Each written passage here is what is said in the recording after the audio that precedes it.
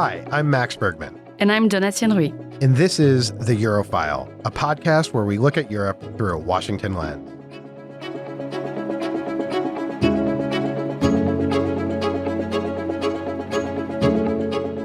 Welcome to another episode of The Eurofile. We hope you are enjoying your summer. Please enjoy this conversation with David Leonhardt, Pulitzer Prize-winning journalist and editorial director at The New York Times, about the politics of migration in Europe and the United States. We'd also like to remind you that we will be doing a mailbag episode in September, and we'd love to hear from you. If you have feedback or any questions for Max or for me, please send them to us at erep@csis.org. That's erep@csis.org. Details can be found in the episode description. We hope you enjoy the interview.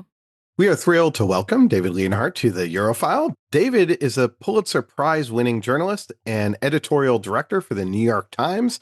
Since joining the Times in 1999, he has held numerous roles, including as Washington bureau chief and creator of the morning newsletter. David, welcome to the show. It's fantastic to have you on. We met recently in Spain at one of these great European conferences, and I thought it would be great to have you on to talk about the work that you've been doing on migration in particular. Thanks for having me, Max. I'm excited for the conversation. So maybe we could start with, you've written a number of pieces. There was a really big piece that we'll put in the show notes, I think back in February, titled How Denmark's Social Democrats Are Succeeding with Stricter Immigration Policies. It was in the New York Times. You went to Denmark. What motivated you to write this piece, and what were kind of the big takeaways? So I got very interested in the history of American immigration policy while writing a book on the American dream and the American economy over the last century. And after digging into the history of American immigration policy, which I think is misunderstood in some ways, I just began noticing the politics of immigration everywhere. As I would read about what was going on in the world, it felt like immigration was often the number one or one of the top two or three issues in almost any country whose politics I began to look at. And the dominant story in Europe, and not just in Europe, as you well know, is that in the 21st century, we have had a real increase in migration around the world. The foreign-born share of the population in many, many countries has really risen. So that's Western Europe, it's Canada, it's Australia. It's also some poorer countries. The politics of immigration have really become very big in South Africa, for example. And as migration has risen for a set of complicated reasons, there has often been a backlash in the countries where it has risen. And there has particularly been a backlash among working class voters, among people who don't have a four-year college degree. And this is the main reason why the far right has risen in many countries, including Europe. And I kept noticing this again and again. And then I would sometimes stumble on an exception. One rich country where the center left had adopted a fairly hawkish policy on immigration and had remained in power and had marginalized the far right. And that was Denmark. And a lot of the coverage that I read was fairly scornful of Denmark's policy and kind of adopted this view of the more elite members of society that more immigration is kind of inherently good. And I wanted to go to Denmark rather than reading about it through this sort of disdainful coverage that treated the Danes as kind of nativist rubes, and see for myself what they had done and how it seemed to be working. And so that's why I went to Denmark. Maybe just one quick question on the frame there.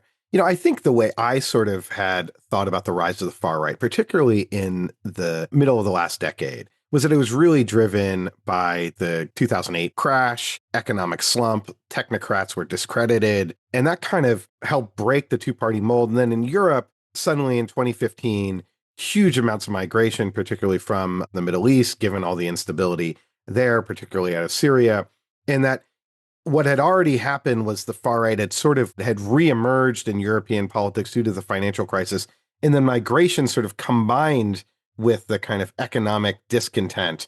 And so the two forces have sort of fueled together. In your take, it seems that migration is much more central to the rise of the far right than the kind of economic dislocation or discontent. Maybe you could just complicate that narrative, or how would you assess the role then of the '08 crisis, and how does that interplay? I appreciate you've complicated my narrative in a useful way. I do think the financial crisis, and not just the financial crisis, but the long-term stagnation of incomes, particularly for working class people in much of the rich world, is what is interacting with immigration and causing this. The reason why I don't necessarily think of the financial crisis as the sort of original cause of this, or the reasons, are the following. The stagnation really does predate the financial crisis, right? If you kind of look at working class incomes in Europe and the United States, the financial crisis makes that situation much, much worse, but it predates 2008. It's a feature of the early 2000s as well. It's a feature not so much of the 90s, at least in the United States, but even of the 80s. And so to me, it's not like everything was just fine economically for the working class in rich countries, and then the financial crisis kind of ruined it all. And then the second thing I would say is, if it were kind of just the stagnation or predominantly the stagnation, it's not clear to me why it would lead to the far right as opposed to the far left. But the far left could absolutely tell a story about how bad neoliberalism was. But I think the reason it has benefited the far right so much more is that it has accompanied a rise in immigration that historically is almost always unpopular at the scale that we've had it, and actually does predate the 2015 crisis in Syria and elsewhere. I mean, if you look at the lines of the foreign-born share of the population in Europe and the United States, it's rising well before 2015. So maybe I'd put it all together and say this, that we had long-term stagnation of living standards for the working class in most rich countries. We also had long-term rise in immigration that most citizens were never fully comfortable with. It's not like it went to the people and they approved it. It was sort of an elite policy. And then the 2008 financial crisis exacerbate the stagnation. The 2015 refugee crisis exacerbate the salience of immigration. And these two things together lead to the politics we see today. I think what's really struck me about your piece, which I thought was excellent, is how much nuance it brings to this debate. And you mentioned this in the piece as well. It's a really complex issue that has been boiled down to really simple terms in a way that makes it very, very toxic. And obviously makes it possible to instrumentalize by different parties and different political actors. I feel like it added a layer on top of some of the traditional political cleavages that we've seen in the last, 200 years when you talk about the formation of political parties, of urban, rural, owner, worker, et cetera. But to me, what was most helpful, especially because in Denmark, you talk about the center left, is it helped me add more nuance to the slow disintegration of center-left parties' popularity, especially in Europe. We've seen, and you talk about this in the piece as well, just a slow decline in those parties. It's always been an issue of they've kind of missed the third and fourth industrial revolution transition. They don't know how to talk about it. And especially for their working class base, they don't know how to talk to them about it, especially as those parties have become more elite. So adding immigration on top of that was just such a helpful theoretical frame for me as we talk about center-left parties. I'm curious if you think, based on that success, would it be too much to extrapolate in wondering, can immigration actually give a new raison d'etre to the center-left in Europe? Because just the way Frederickson puts it, around reshaping or recentering on the communities that they want to target and making that, in a way, turning the in-group, out-group dynamics into something positive. Could that reinvigorate center-left parties? I really appreciate that, Donasian. I mean, that's the kind of reaction I was hoping the piece would get.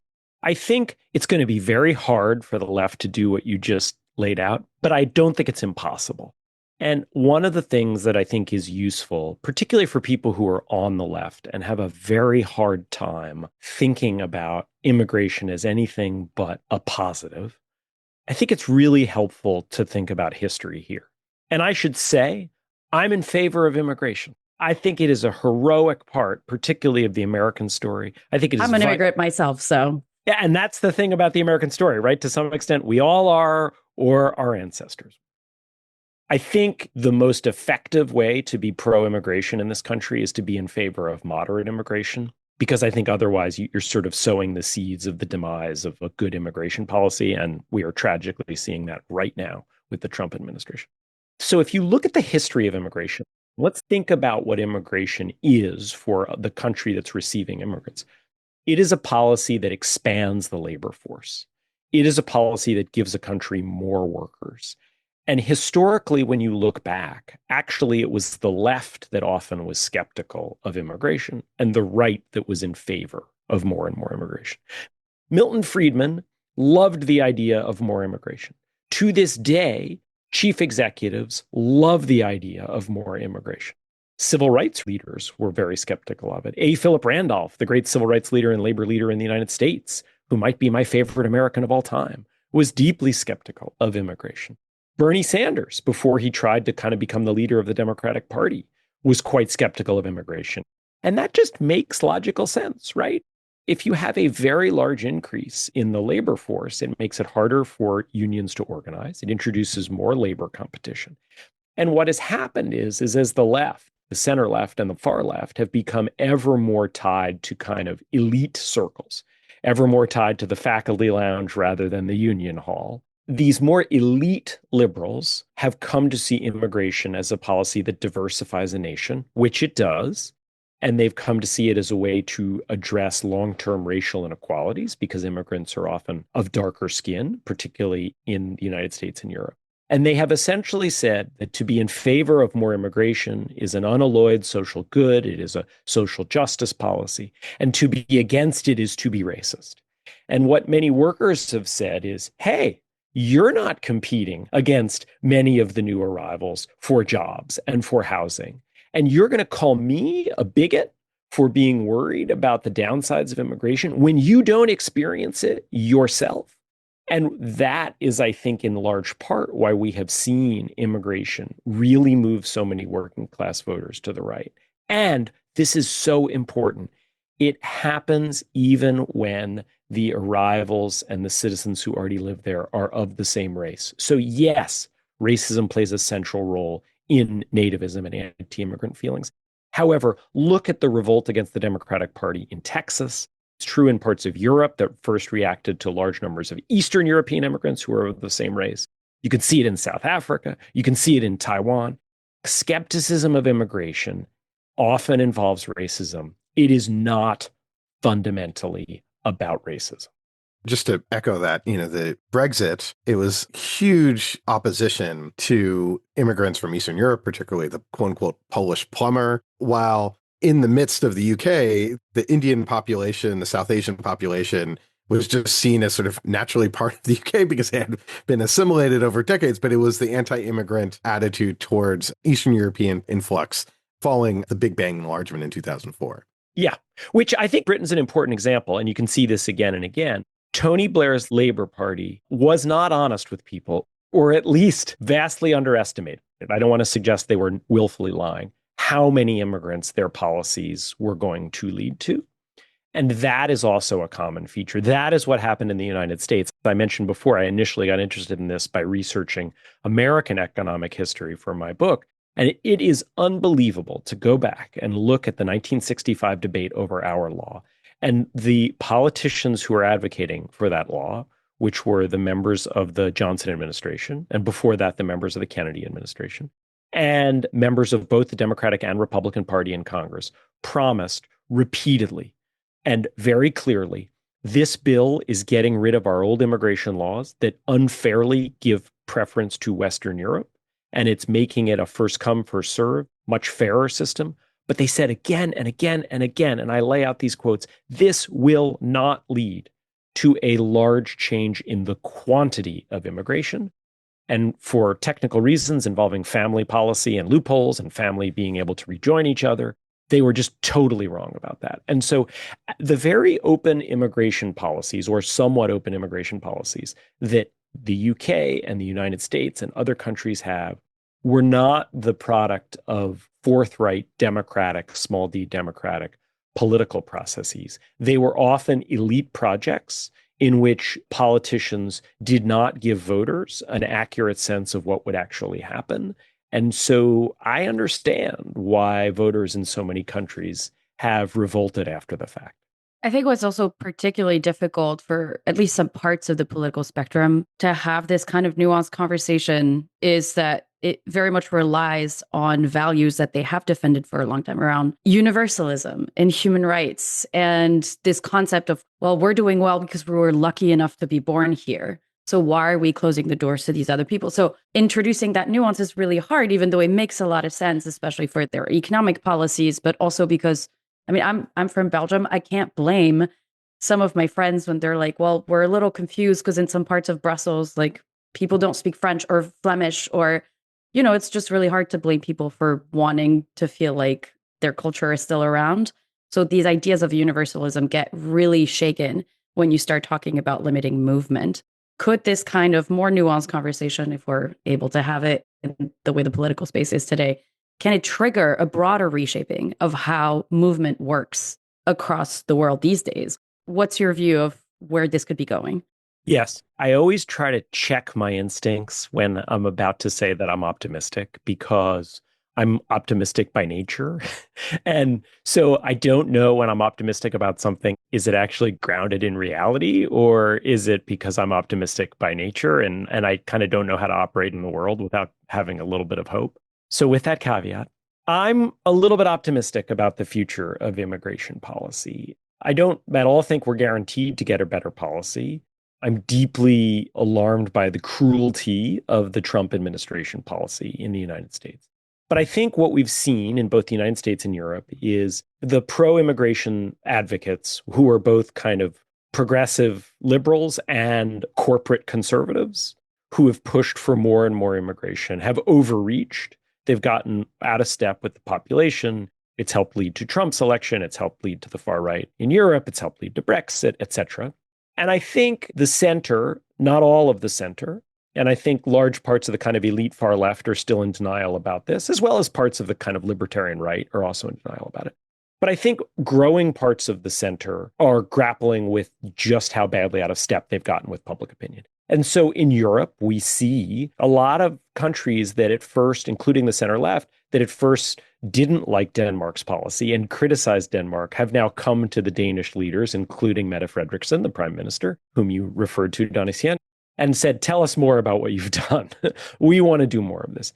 You can see European leaders coming together and trying to talk about how they change their asylum rules. You see some Democrats, notably Senator Ruben Gallego, a first-term Democrat from Arizona, who won Arizona as Donald Trump was winning it. Gallego's come forward with an immigration plan that would have much more border security and much more moderate than the Biden administration and Democratic Party policy of the last decade. And so I do think we can potentially get to a better system. It will require some significant changes to things like asylum rules, which you just mentioned. The old asylum rules originally came out of World War II. They were originally to protect people who were fleeing the destruction of the war. We cannot have, in this modern era of airlines and transportation networks and social media and communication, we cannot have policies where as long as you make it to a country, you are able to enter a years-long process where you can probably just stay forever, even if you are not a true political refugee, and even if you're just there for economic reasons, as most refugees are. We are going to need a system in which if someone shows up in a country and they don't have a true claim on political asylum, and they don't have a legal path to move to that country, in relatively rapid order, they are removed from that country. Anything other than that is sort of a gentle version of open borders. And I think we see Europe beginning to grapple with this idea more seriously. It's not going to be easy. I don't want to pretend it's easy, but I think that's what the future needs to look like. I love the optimism. I think what's important to mention as well is one of the pillars of at least Denmark's policy. Yes, it is harsher at home, but also is about increasing aid abroad. And I think that's where we could also draw some optimism. I agree. And The Economist had a great package of articles this summer calling for a redoing of the asylum system. And one of the things that their package pointed out was Chad has done a really phenomenal job and deserves enormous praise for taking in refugees from Sudan. It is important to distinguish between if you are fleeing a war, you have a right to move to a safe country. You don't have a right to move necessarily to the country you want to move to. That's not the way it works. And so what we should be doing is looking for the closest safe country often that people fleeing wars can move to.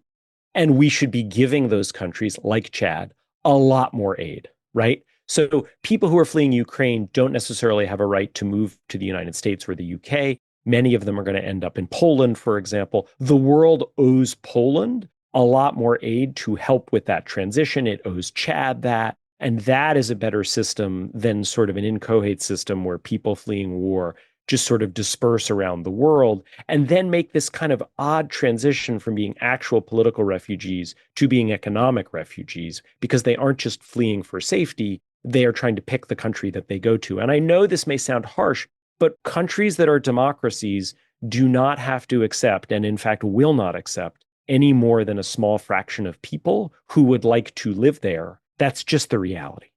Maybe I could ask you about assimilation, because it strikes me as one of the major differences between the United States and Europe is effectively our ability to assimilate. American culture is a lot more sort of flexible. And it strikes me as just harder for many European countries to then assimilate foreigners into the national culture. And then when you combine that with a stronger national welfare state system, it's also not the case where in America, you have a lot of people coming over, they're undocumented or illegal, but then can easily work, can get jobs doing all sorts of things. And in Europe, it strikes me as much harder. What do you think of the issue of assimilation and the differences maybe in your observations between the US and Europe?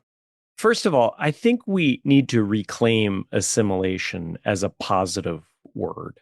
I'm reminded of Barbara Jordan, who was a congresswoman from Texas, who Bill Clinton appointed to lead his immigration commission in the 1990s.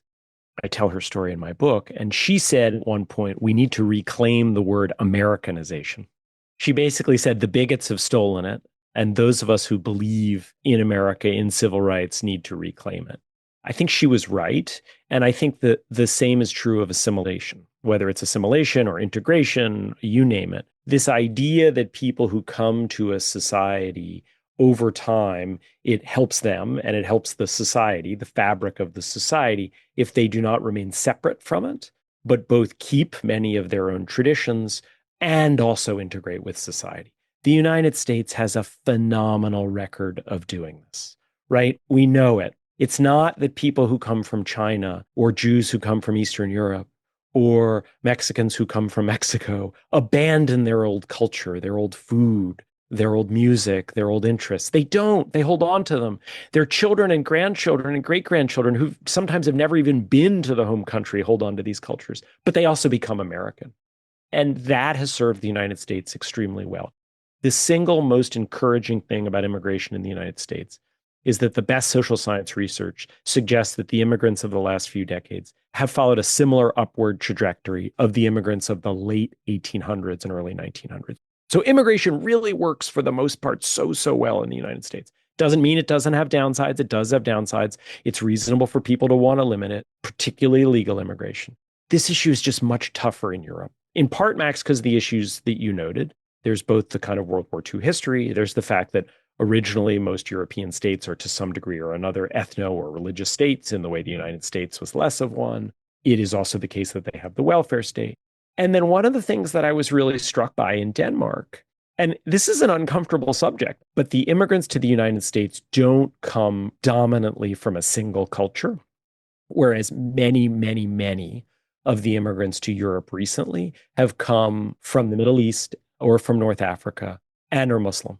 And there is a much more open conversation in Denmark about the tensions between Danes, who are not only Christian, but predominantly Christian, and the new arrivals, who are not only Muslim, but are predominantly Muslim. And that really hovers over so much of the debate in Europe in ways that I think Americans don't always fully understand. And I think getting to a place where Europe is able to have a more successful upward mobility machine for immigrants, as the United States long has, is also a really vital part of detoxifying the issue in Europe. Maybe we could talk also about demographics for a second, because it does strike me that this in some ways is the solution to the coming demographic disaster or calamity for Europe, in which you look at European countries, I think all the population growth is essentially negative. And if you look at a country like Spain, they've experienced a lot of immigration, particularly from Latin America, where it's easier to assimilate and integrate because Spanish is the native language. But they've experienced, really significant growth. I think The Economist did a story saying that Spain, one of the highest growing, or maybe the highest growing rich economies. How does an aging Europe that is sort of desperate for workers, desperate for young people, isn't this the obvious solution? And how do you balance that kind of need for people and the kind of immigration social issues? I mean, I think balance is a really important word. You have to balance these things. So, first of all, Spain is a great example because it does, again, point to the importance of integration and assimilation. Just as you said, the politics of immigration in Spain are less toxic because a greater share of the arrivals speak the language, are familiar with aspects of the culture. So it is both the case that immigration isn't only about race, but also immigration is partly about race.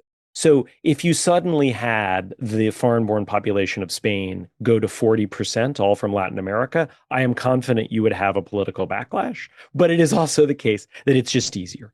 Germany doesn't have a version of Latin America, but it should be thinking about how it can promote integration and assimilation because that helps so much. So that is one thing.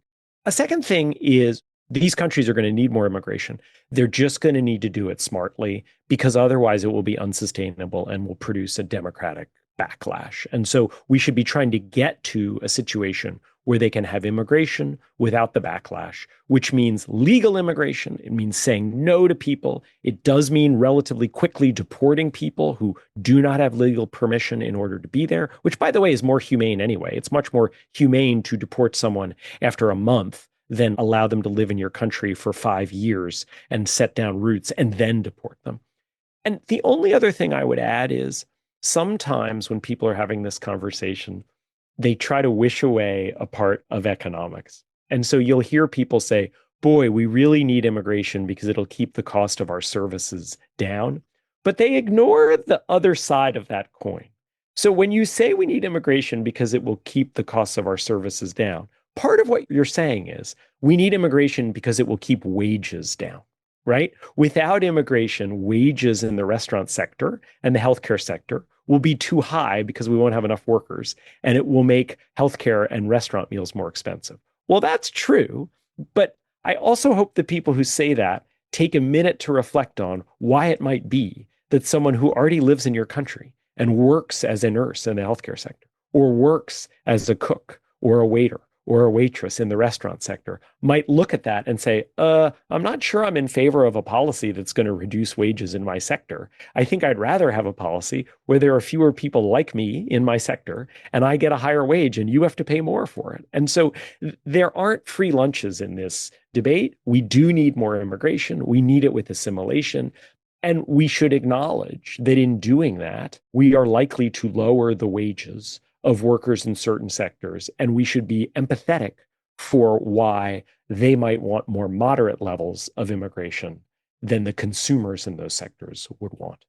Maybe we can close by sort of going back to the political questions and the political debate. What we've seen in the United States is the Republican Party clearly owning this issue with Donald Trump, it being quite helpful for them. And the contrast with Mette Frederiksen and the Social Democrats in Denmark, I think, is really helpful that here you have a party on the left side of the spectrum controlling the issue, preventing the rise of the far right. And then here in the United States, Republicans controlling it. I guess going forward, it strikes me that where a lot of the center left parties are going to go, and I include the Democratic Party in this, is sort of a much more kind of restrictive approach that tries to bring order to the system. Do you think there's a danger or a possibility that the far right here, when they get control of this issue, push it too far? What we're seeing in the United States with ICE raids and grabbing people off the streets that, some are not even immigrants. I think a backlash here in the US, it looks like Trump's popularity is going down. Is there a danger of the far right sort of overreach in how they engage on this issue? And then does that create space on the center left? I guess, where do you see the politics of this going, both here in the United States and in Europe? I think there's a huge opportunity for the center left because the far right is overreaching in the United States and in parts of Europe as well. Most voters do not want to go down to immigration zero. Most voters don't want to deport people who've been living legally in a country for decades. Most voters are not bigots. And so if the center left can get to what I would call a less extreme and more moderate position on immigration, I think it can do really well. When voters have had to choose, there's a great line from David Frum in The Atlantic, and I'm going to get probably a couple words wrong, which is if liberals won't enforce borders, voters will elect fascists to do it. And that is roughly what we've had. We've had liberals, both classic liberals and kind of progressive liberals throughout much of Europe and the United States, essentially refuse to enforce borders, and voters have drifted to the far right.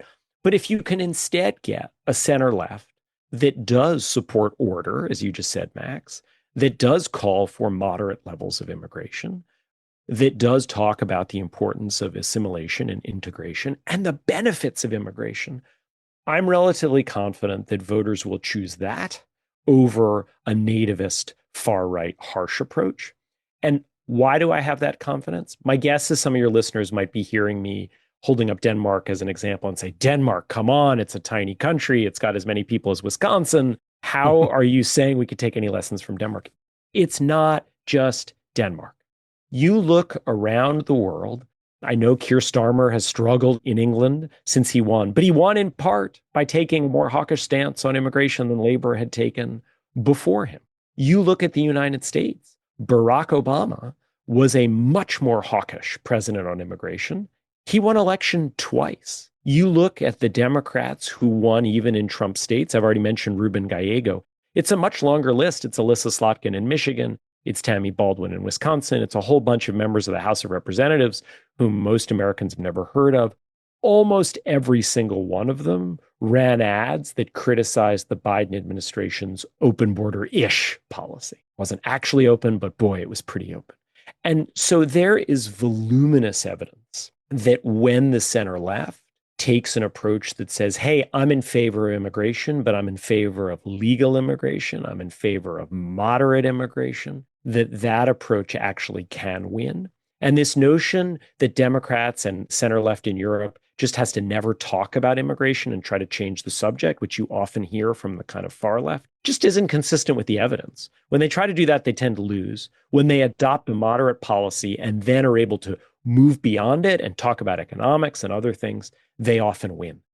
And the question becomes, can they kind of push back against the more elite progressives, the Brahmin left, who really are in favor of more and more immigration? And can they get to a moderate policy that puts them closer to where most voters are? And that's what we've seen in Denmark.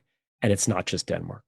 Yeah, Europe's parliamentary systems, you can then choose an a la carte system where if that really turns off voters from social democrats or from the center right, there can be another party that then advocates more immigration for economic issues, something that we don't really have here in the United States. Maybe one sort of final thought is that we tend to think of migration as this big threat to the European project, to the European Union in general. I think in some sense politically it is. But what's interesting is actually in the response to 2014, 2015 migration crisis, is that the only real solution for Europe is actually for Europe to work more closely together. And you see the emergence of Frontex, which is this 10,000 strong EU border service that is supposed to help national countries when their border forces are overwhelmed. It's an example of a collective European response. They're going to have a collective European policy when it comes to asylum and immigration. We're starting to see some of that, but this isn't this sort of major threat to the European project if Europe begins to take collective and stronger and more intelligent and cohesive steps towards addressing migration. And if it can also address the, I think, somewhat legitimate criticism around how Frontex has run some of these border operations, because the European project also relies very heavily on its treaties that include human rights, et cetera. 100%. And some of the criticism, I think, has risen in the last few years. But David, over to you. I think that's right. Look, I do think if you're going to have a border, you're going to have to do things that upset some people. Right. And I don't know the details of Frontex. I don't doubt they may have done some things that deserve harsh criticism. But I think, look, to have a border is to, in some sense, enforce a law and basically say to some people, you can't come in or you have to leave. And so there are no truly easy ways out of this. I absolutely agree that migration, like defense policy, is an opportunity, not a guarantee, but it is an opportunity for Europe to work more closely together. And I would both say there are reasons to be skeptical of Europe's ability to do so, as you both know much better than I do. And there are some early signs that maybe Europe is starting to overcome some of those historical patterns and is actually starting to work together more and more effectively. And I think it's a key question going forward. Well, David, thank you so much for joining the show. It's been a great conversation. We have not done enough on this topic of migration. We've talked about a lot of the politics of it, but I think getting more into the policy is really important. And your piece is outstanding. I encourage everyone to check it out. How Denmark's Social Democrats Are Succeeding with Stricter Immigration Policies was in the New York Times. We'll have a link in the show notes. And also we'll have a link to your fantastic book as well. So David, thank you so much for joining us on the Eurofile. Thanks for having me. It was a great conversation, and let's do it again. Thanks so much, David.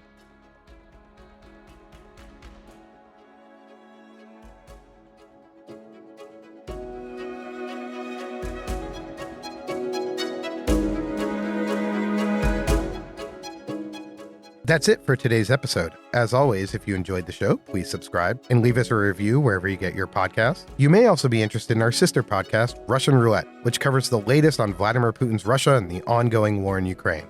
Our thanks to our producers Shannon Young, Otto Svensson, and Lexi Linnefelter for coordinating and researching this episode. We'll be back soon with another assessment of Europe through a Washington lens. Until next time.